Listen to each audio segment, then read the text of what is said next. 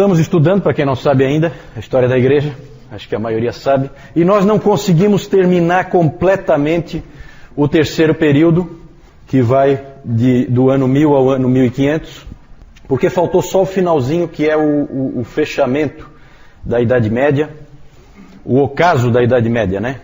O declínio da Idade Média, o fim da Idade Média. Isso a gente não tratou. É bem rapidinho, é só para a gente dizer o que vai acontecer e por que o mundo vai mudar. Por que vai deixar de ser Idade Média, certo? Isso é interessante a gente falar, porque tem influência sim na chegada da Reforma. Deus usa até mesmo a cultura, o mundo secular ele usa para levar a sua igreja numa determinada direção. Isso nós vamos ver agora. Então, vamos tratar disso primeiro, depois a gente passa para a última parte, então, dos últimos 500 anos. Vamos falar do ocaso da Idade Média. Gente, a Idade Média é uma das coisas que talvez vocês tenham percebido, e que é uma coisa única sobre a Idade Média, isso nunca aconteceu, a não ser na Idade Média, é o que se chama de síntese da Idade Média. Síntese. Tudo é unido. Na Idade Média, tudo é uma coisa só. A teologia e o conhecimento humano andam juntos. A cultura anda junto com a igreja. O governo anda junto com a igreja, que anda junto com o cristianismo. Tudo está unificado. Tudo em torno do cristianismo. Então isso é o que é chamado de síntese da Idade Média. Isso aí aconteceu só uma vez na história, só na Idade Média, e eu acho que não vai acontecer nunca mais. Essa união de tudo, certo? Claro que Deus tinha algum propósito com isso, que é difícil para a gente imaginar qual seja, mas algum propósito ele tinha. Outra coisa que também a gente percebe, que vocês já perceberam no nosso estudo, é que Deus confinou o cristianismo na Europa.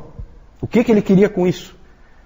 Certo? Ele fez o cristianismo nascer lá na Palestina, e aí ele confinou o cristianismo na Europa, fez surgir os muçulmanos, vocês lembram? As cruzadas tentaram libertar os muçulmanos, foram um fracasso, e acabou então ficando confinado na Europa o cristianismo. O resto do mundo não conhece o cristianismo nesse período que a gente está estudando.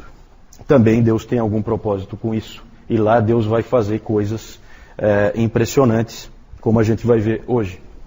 E uma coisa muito interessante ocorre para que haja o fim da Idade Média e a quebra da síntese. É a chegada do Renascimento. Renascimento ou Renascença. Por que Renascimento? Porque as pessoas daquela época, no final do século, lá pelo século XIV, XV, as pessoas começaram a perceber que o ser humano tinha perdido alguma coisa. Que na antiguidade havia muita coisa boa que se perdeu durante a Idade Média. E que havia a necessidade de voltar àqueles tempos gloriosos, de pelo menos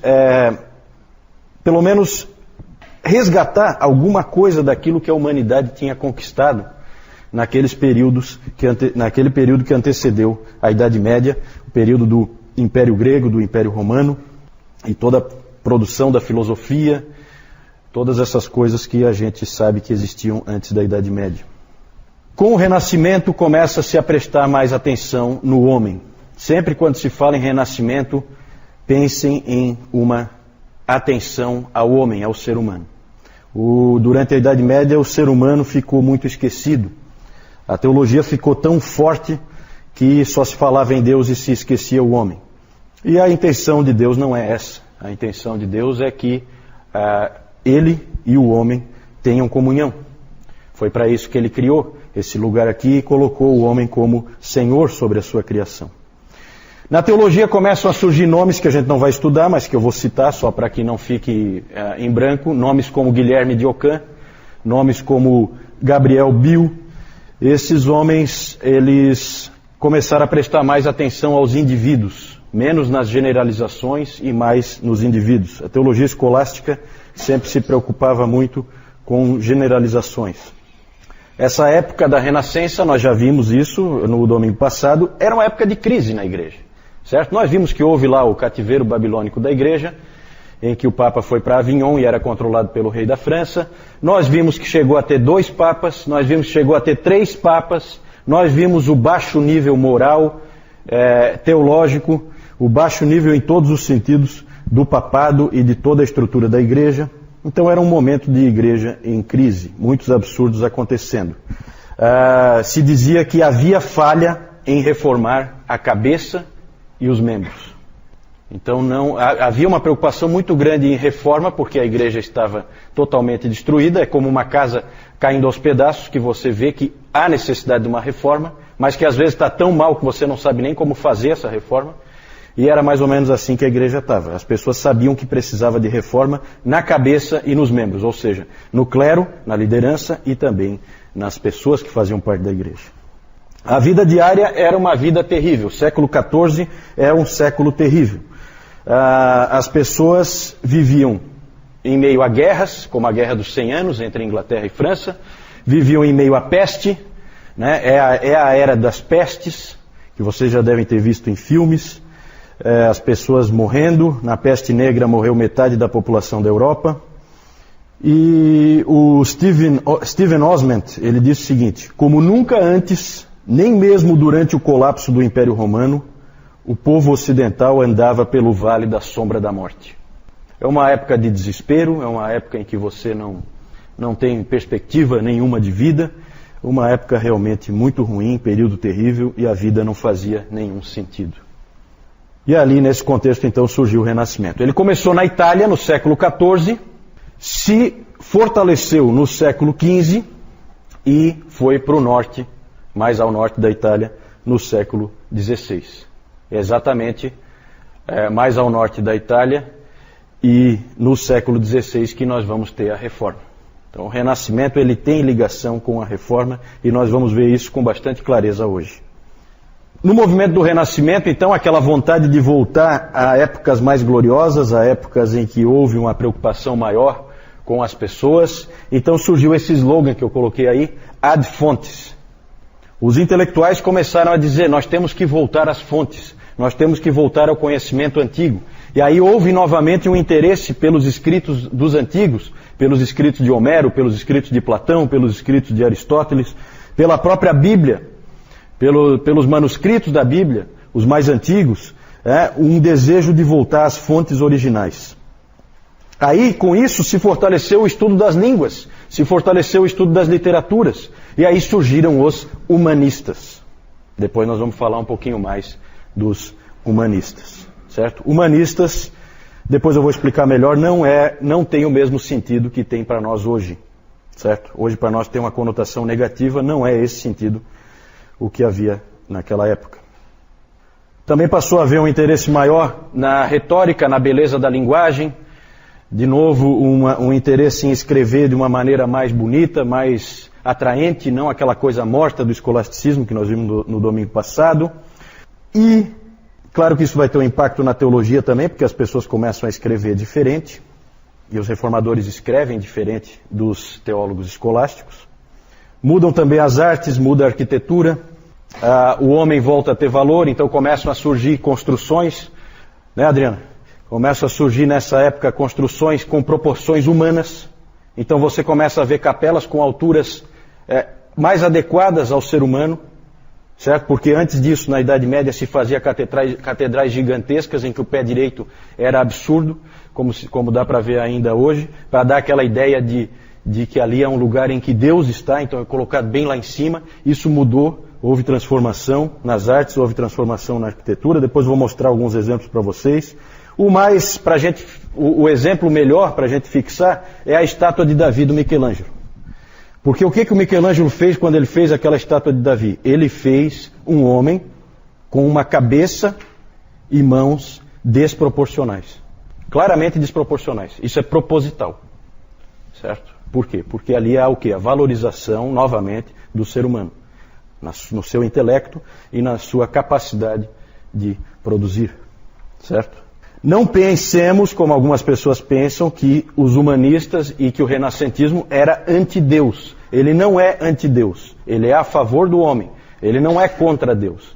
Certo? Algumas pessoas elas confundem o renascimento com o iluminismo. O iluminismo, esse sim, esse a gente pode dizer que foi um movimento contra Deus.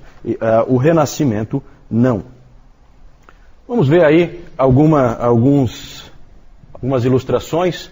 Na Idade Média, por causa do clima que as pessoas tinham, a arte era comumente era assim, ó. Muitos esqueletos, era comum ter a dança da morte, Por quê? Porque era a época da peste. Ali uma foice, né, para ceifar vidas. Então só pela arte você já tem uma ideia de qual era o clima dessa época, antes de vir o Renascimento. Com o Renascimento muda bastante. Tenho aí, eu não entendo de arte, mas a gente conhece, né, algumas obras renascentistas. Ali em cima então o Michelangelo, né, uma figura dele aí. Ali é o que eu falei no domingo passado, né, que o Michelangelo, quando pintou isso aqui na Capela Sistina, que é a pintura do julgamento final, o único livro que ele tinha com ele eram os sermões do Savonarola. Então se diz que essa pintura é uma pintura com influência de Savonarola. Ali é interessante, não dá para vocês verem aí, mas sempre tem esses fatos pitorescos, né? Aqui embaixo é São Bartolomeu, e ele está segurando a faca com a qual ele foi martirizado, e na outra mão, aqui no colo dele, ele está segurando a pele dele, que foi arrancada dele, e o Michelangelo colocou a cara dele na pele ali. Então os artistas faziam esse tipo de coisa, né? É interessante. Aqui então a estátua de Davi, eu tinha uma foto melhor, mas essa aqui é interessante. Ah, não deu para ver, né? Que pena. Aqui no cantinho, acabou meio coberto ali, aqui no cantinho tem a cabeça de uma pessoa. Só para vocês terem uma ideia da proporção. Aqui só aparece a cabeça dela, para vocês terem uma ideia da proporção. É enorme essa estátua, gigantesca. E vocês veem que a cabeça dele e as mãos são desproporcionais em relação ao corpo. Bem maiores, bem fora de proporção. Isso é proposital. Claro que quando se fala em Renascença não se pode nunca deixar de falar de Leonardo da Vinci. E aí vocês veem de novo a valorização do ser humano. O homem como é que é o nome desse homem aí? Quer que me ajuda? Vitruviano. Obrigado. O homem vitruviano, exatamente. Porque ele usou nesse homem aqui, o Da Vinci, ele usou as proporções que o Vitrúvio tinha dito como as ideais do ser humano, né? A Mona Lisa, que todo mundo conhece, o quadro da Última Ceia, né? Nessa época, só para vocês terem uma ideia do impacto dessa época, com a Renascença começa-se a pintar as pessoas como elas são. Isso não acontecia antes. As pessoas passaram a ser retratadas. Então hoje quando a gente tem a fotografia em que a gente vê como uma pessoa era, a gente tem muito a dever para a Renascença, porque na Renascença surgiu essa ideia, não, vou pintar o indivíduo como ele realmente é. E aí ele fica ali e tal, o pintor vai e pinta como ele é. Então daqui para frente as figuras que a gente vê são como a pessoa era realmente, diferente das figuras que a gente viu até agora, que eram mera imaginação, né? Então é isso. O Renascimento é importante, nós vamos voltar um pouco nele, agora quando a gente vai falar da Reforma e da Igreja Moderna.